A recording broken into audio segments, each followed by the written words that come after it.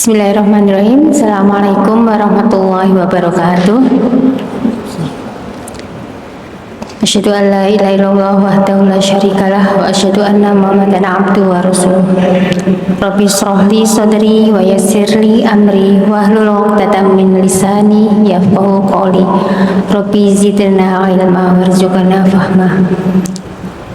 Bapak-bapak dan ibu-ibu jamaah Masjid Nurul Jamaah Masjid Walidah Dahlan yang dirahmati Allah, pada kesempatan sore ini saya mendapat amanah untuk menyampaikan topik diskusi ringan tentang bagaimana mengelola hasrat dan tubuh. Baik, sebelum kita memulai untuk membahas tentang topik ini, kita pahami dulu dari tiap kata yang akan kita bahas tentang hasrat dan tubuh. Jadi dari KBBI atau Kamus Besar Bahasa Indonesia, hasrat itu diartikan sebagai keinginan atau harapan yang kuat. Dan tubuh itu diartikan sebagai keseluruhan jasad manusia atau binatang yang kelihatan dari bagian ujung kaki sampai ujung rambut. Kemudian bagaimana kita diskusikan mengenai kaitan hasrat dan tubuh. Jadi sebenarnya hasrat dan tubuh ini saling terkait ya. Kita tahu tentang hasrat atau keinginan ya. Setiap manusia mempunyai hasrat atau keinginan, baik itu seperti keinginan untuk makan, keinginan untuk sukses, keinginan untuk belajar dengan baik, dan untuk yang mahasiswa dan adik-adik yang sekolah mungkin keinginan untuk lulus ujian begitu. Namun satu yang harus kita ingat bahwa sebenarnya hasrat ini juga dipengaruhi oleh tubuhnya. Jadi bagaimana tubuhnya, kondisi tubuhnya itu akan berpengaruh terhadap hasratnya. Namun bagaimana kaitannya? Nah, pada kesempatan sore ini kita akan bahas bersama-sama. Nah, misalnya di sini saya ambil contohnya, karena di sini mungkin kalau Unisa kita memang dikenal sebagai kampus kesehatan ya. Jadi saya mengambil contoh juga ada kasus tentang kesehatan ya, kebetulan karena saya juga dari bidang kesehatan. Jadi misalnya contoh remaja dengan anemia. Ternyata kasus anemia ini menurut WHO itu ada 191 juta remaja putri di dunia yang mengalami anemia. Ini angka yang cukup besar ya. Bagaimana dengan di Indonesia? Di Indonesia juga ternyata angkanya cukup tinggi ya. Ini ada 7,5 juta orang mengalami anemia, dan ini menempati peringkat 8 dari 11 negara di Asia. Dan ini sangat memprihatinkan ya. Jadi kalau menurut risk itu anemia itu memang terjadi pada seluruh kelompok umur ya. Oke, jadi kemudian bagaimana gejalanya? Jadi gejala dari anemia itu adalah mudah lelah, kemudian mengantuk. Misalnya untuk yang adik-adik yang di sekolah ya, biasanya ngantukan begitu, mungkin gurunya sering menegur gitu, atau di ruang kuliah juga mudah mengantuk. Kemudian sering sakit kepala, sebentar-sebentar mengeluh sakit kepala, kemudian juga pucat, wajahnya pucat, kemudian sklera atau kelopak mata di bawah itu juga pucat begitu ya. Kemudian jantungnya mudah berdegup kencang atau deg-degan, misalnya dari jongkok ke berdiri kemudian tiba-tiba bergerak itu sudah deg-degan begitu ya.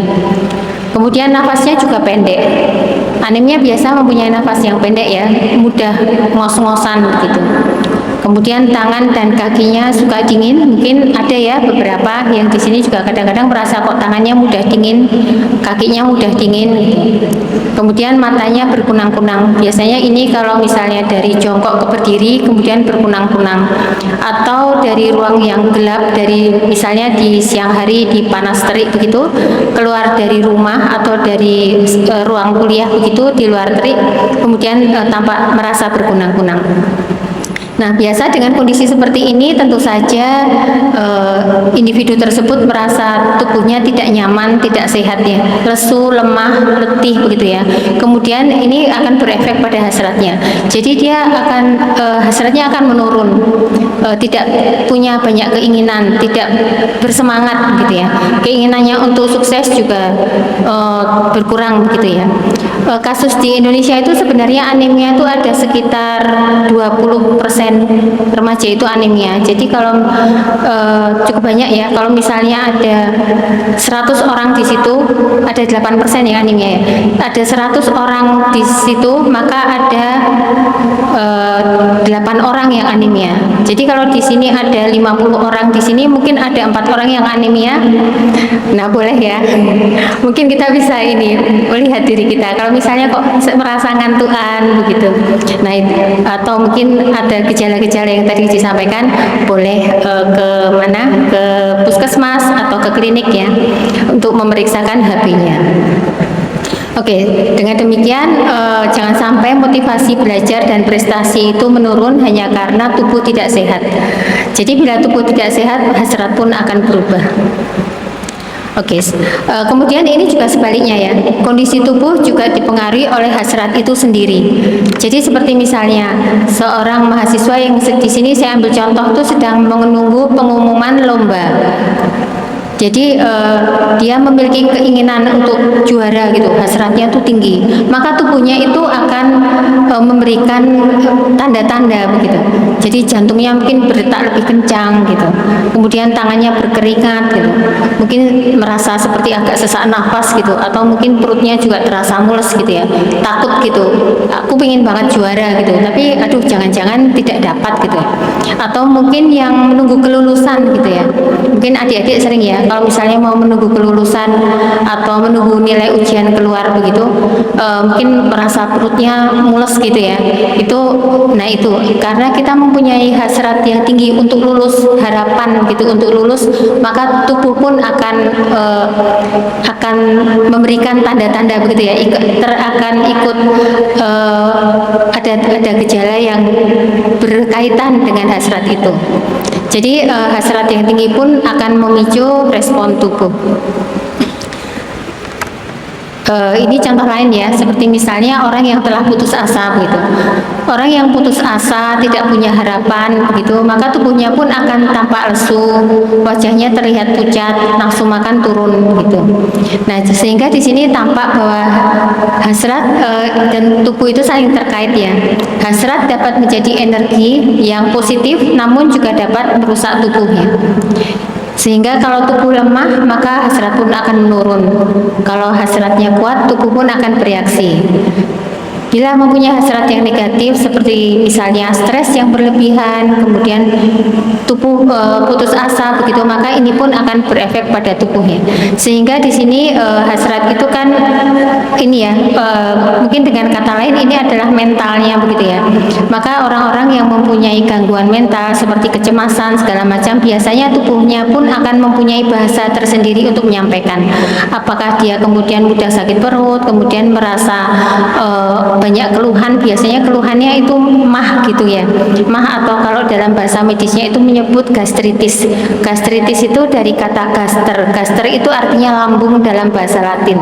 Kemudian akhiran is itu biasanya menyebutkan radang, jadi radang lambung, gastritis ya. Kalau biasa dikenal dengan istilah mah begitu ya. Nah ini kemudian di dalam Al-Quran ya, kita kaitkan ya, hasrat itu apa sih di dalam Al-Quran, apakah juga disinggung gitu ya. Kita lihat tadi bahwa ini ada beberapa makna yang saya ambil istilahnya dalam Quran ya. Yang pertama itu hasrat itu dibahasakan sebagai istilah syahwah atau dorongan ya, atau keinginan kuat. Ini contohnya di Quran surah Ali Imran ya, ayat 14 ya. Zuyyina lil ladzina hubbus syahawati minan nisa'i wal banina wal muqantarati ya. Di sini syahwat itu diartikan sebagai keinginan yang kuat ya.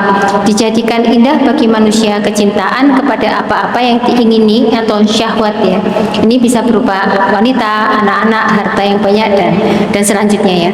Jadi syahwat di sini merupakan hasrat duniawi yang secara alami ada dalam diri manusia.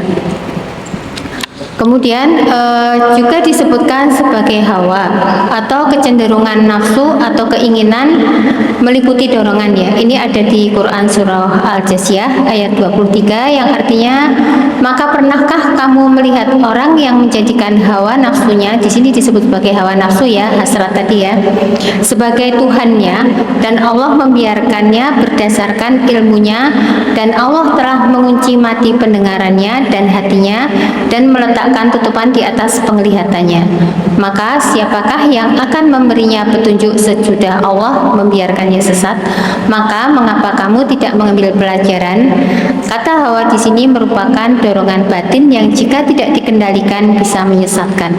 Ini juga berarti merupakan hasrat ya, yang bisa bermakna positif maupun negatif.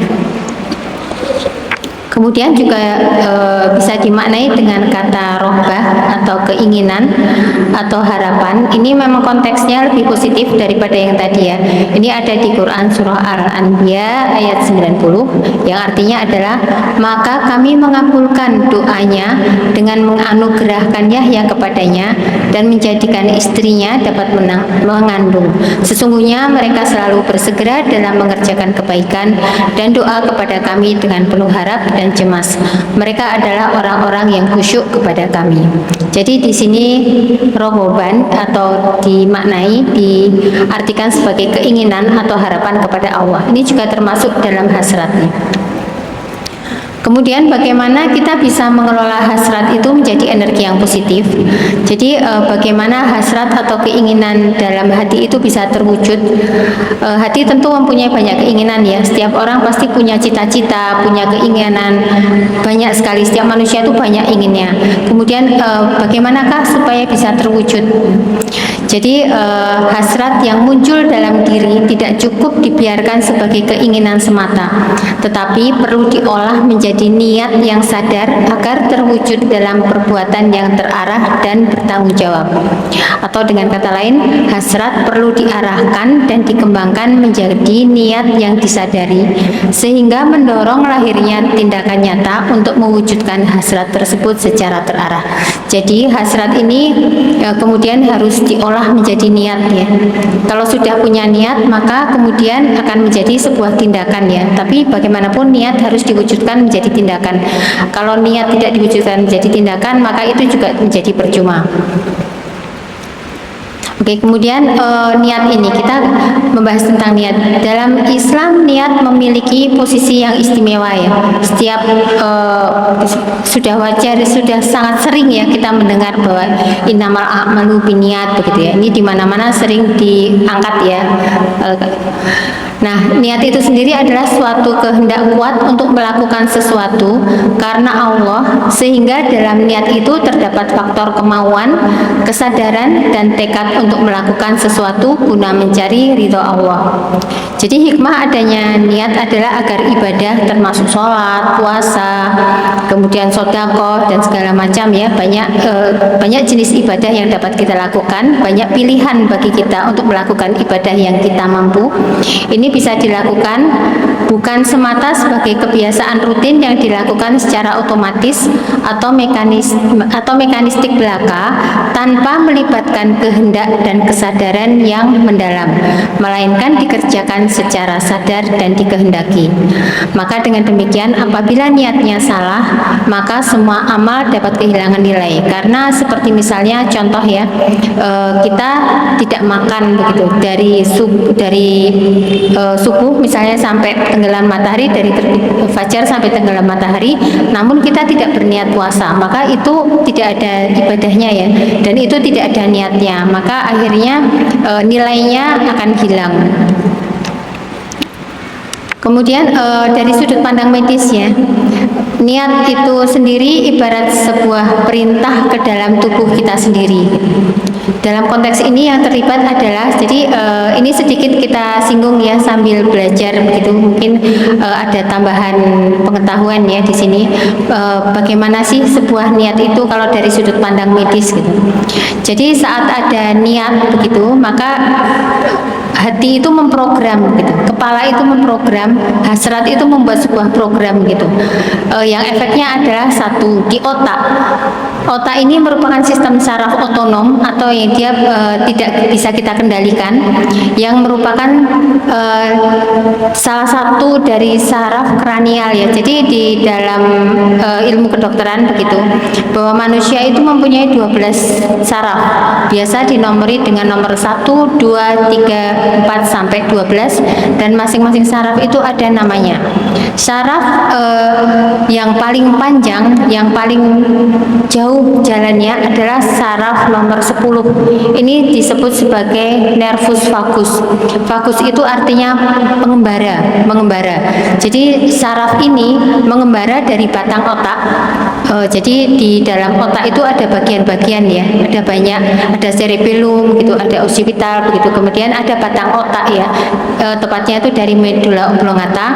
Dia turun melalui leher, dada hingga ke rongga perut untuk mempersarafi berbagai organ vital.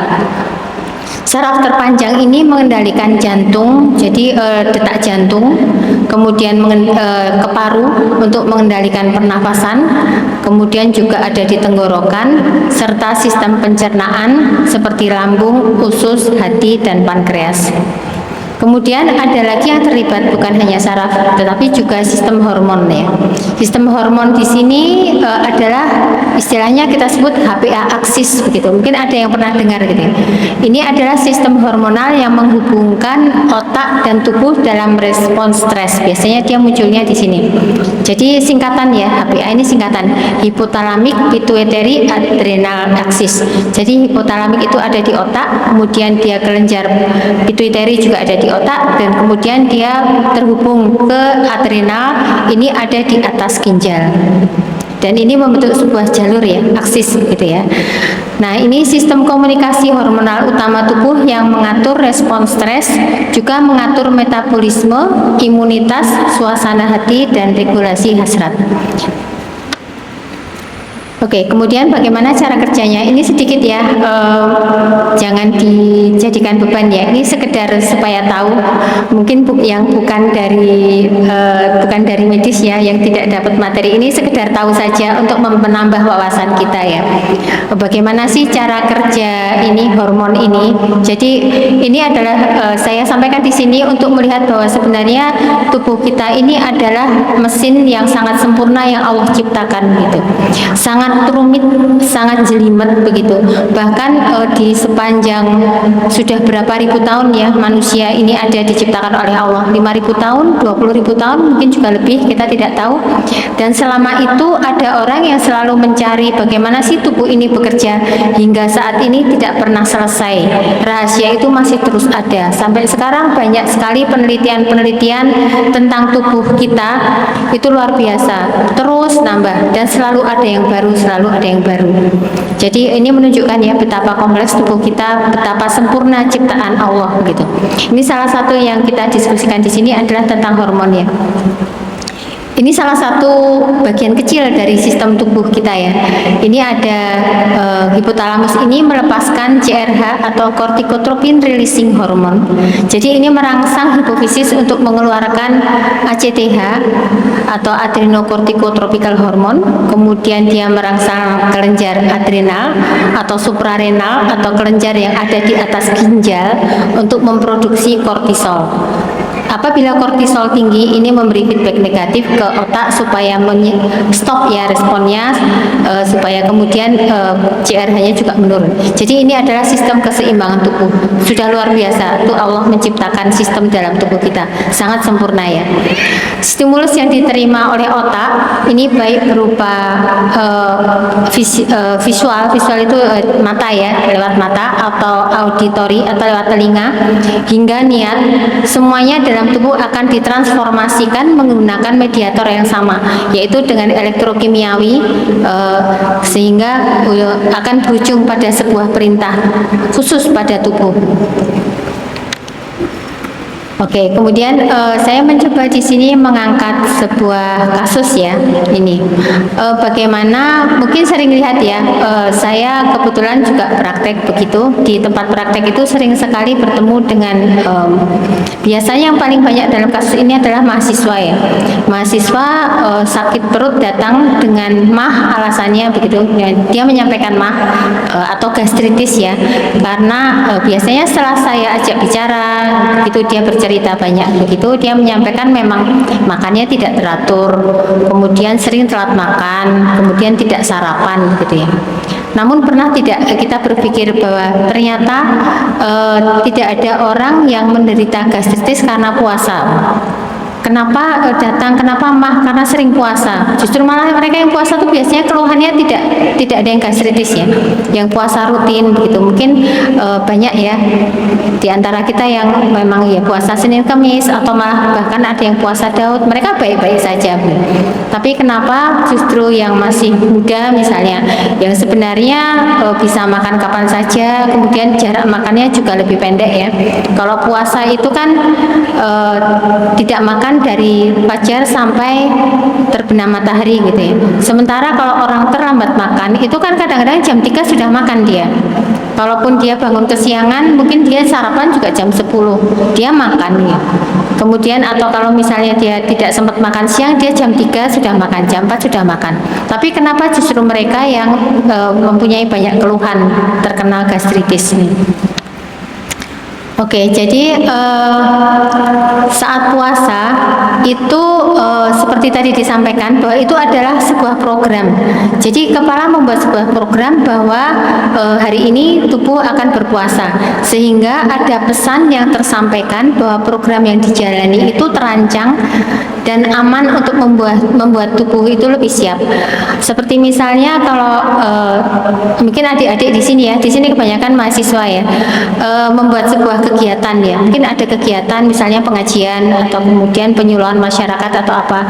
Tentu di awal sudah dibuat tornya begitu ya, proposalnya, kemudian benar-benar disusun dengan sangat baik bagaimana nanti teknis di lapangannya, sehingga yang di lapangan itu akan siap.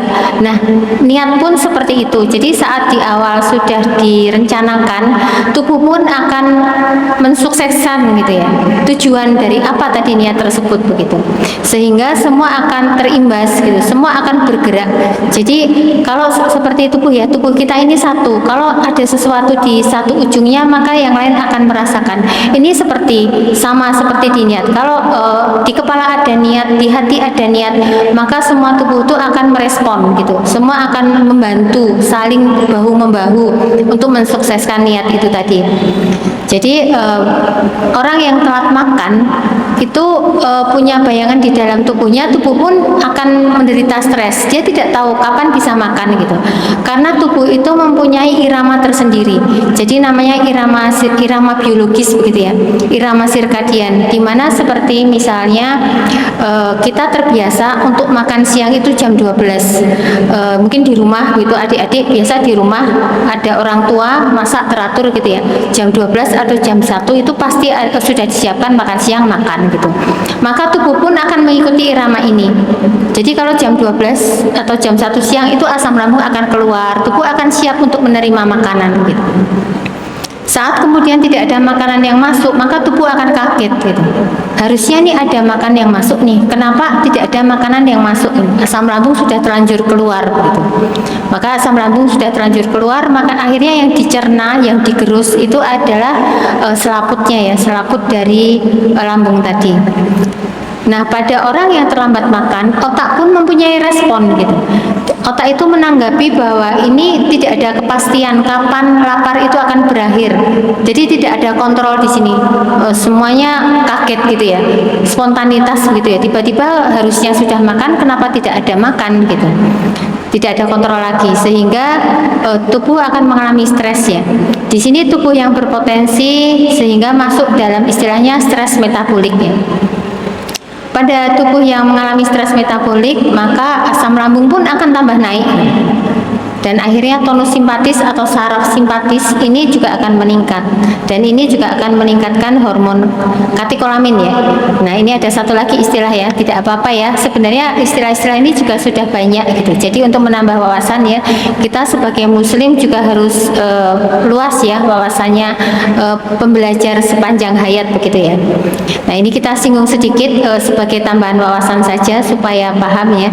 Jadi katekolamin adalah hormon siaga darurat yang dilepaskan oleh tubuh saat stres, takut, kaget, sakit atau olahraga berat. Jadi intinya pada tekanan berat maka katekolamin itu akan dimunculkan. Tujuannya adalah ini supaya tubuh mempunyai energi yang instan untuk bertahan dan untuk bergerak. Jadi saat terjadi stres metabolik, katekolamin akan meningkat sehingga tubuh bertahan dalam kondisi yang tertekan secara metabolik dengan menyediakan bahan bakar yang cepat. Namun apabila berkepanjangan, maka ini akan memberi efek yang negatif bagi tubuh itu sendiri. Semua yang berlebihan akan memberi efek yang tidak baik. Ini adalah salah satu ini, bagaimana hormon stres muncul. Seperti ini saya contohnya begini ya, kalau kita dikejar beruang, apa yang terjadi? Ini sama dengan tadi ya. Bagaimana ini katekolamin akan muncul di sini. Stres muncul, bagaimana dia harus fight ya. Nih, di sini fungsi hormon katekolamin. Jadi dia akan memberi respon fight or flight, mau melawan atau mau lari. Kalau ketemu beruang mau melawan atau mau lari. Nah, ini kita berpikir gitu. Kira-kira kalau kita melawan sanggup tidak?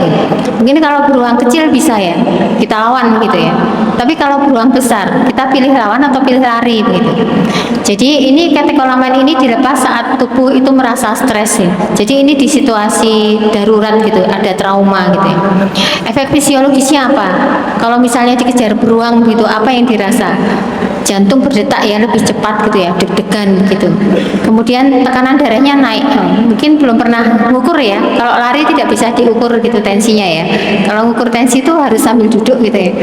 Tapi pada kondisi seperti ini itu sebenarnya tekanan darah itu akan naik. Kemudian pernafasan juga menjadi cepat ya, ngos-ngosan gitu ya.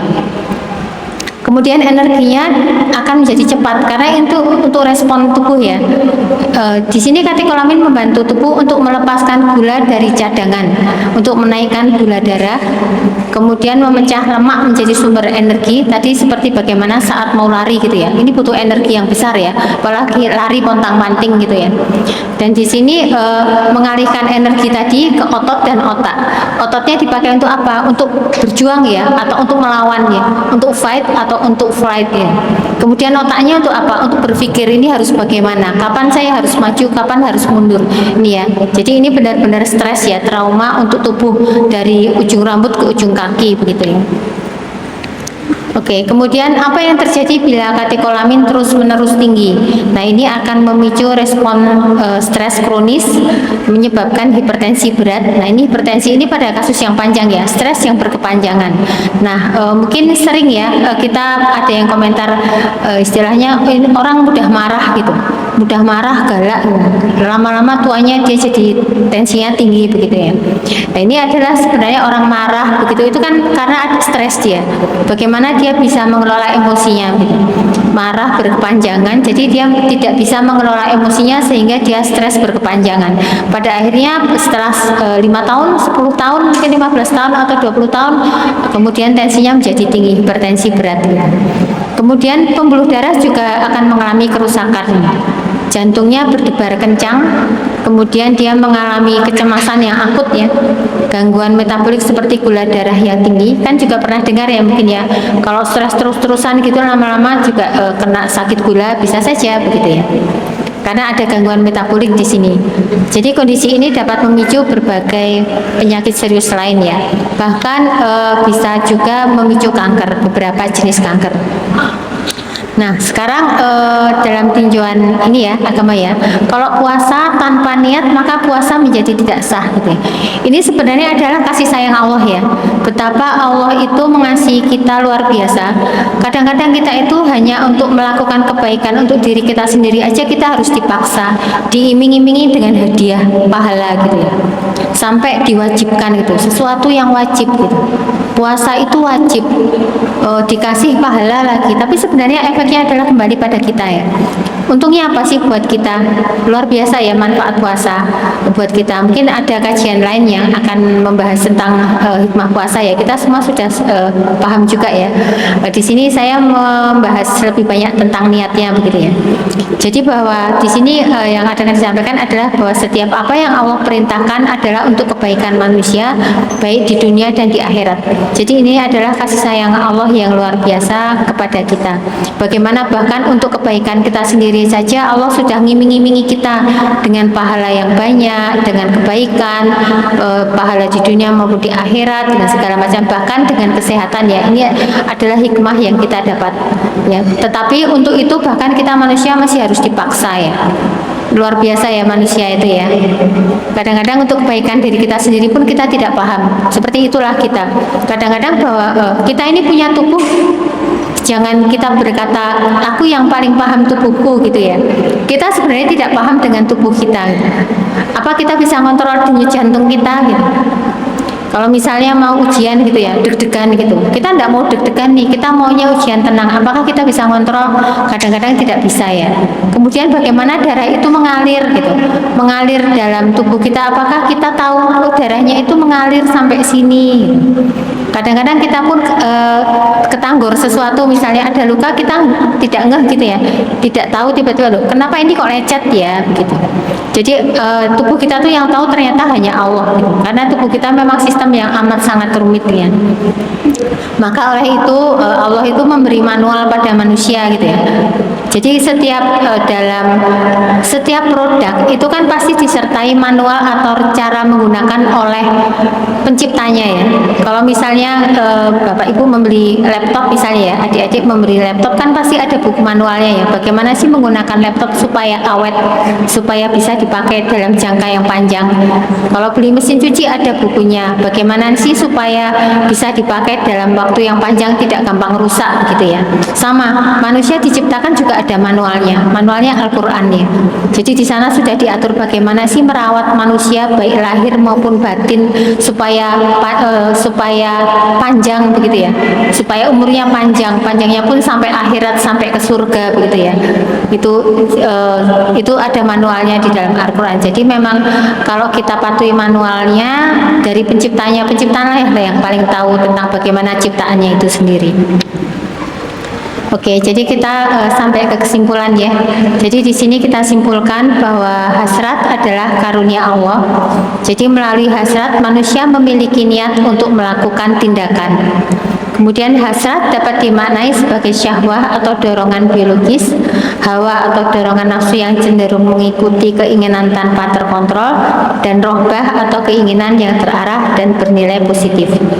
Kemudian niat merupakan hal yang esensial bagi manusia yang berdampak pada fisiologis, hormon dan saraf, lalu berujung pada tindakan. Jadi di sini niat itu memberi makna dan arah. Jadi dari hasrat tadi kemudian menjadi niat dan kemudian berubah pada tindakan. Dan tindakan ini tentu akan digerakkan oleh tubuh-tubuhlah yang akan beraktivitas pada aktivitas tadi yang kemudian akan bermakna positif maupun negatif. Perilaku yang baik atau yang buruk, amalan yang baik atau yang buruk itu akan dilakukan oleh tubuh, dan itu awal mulanya adalah dari hasrat yang kemudian menjadi niat dan kemudian menjadi tindakan dan amalan.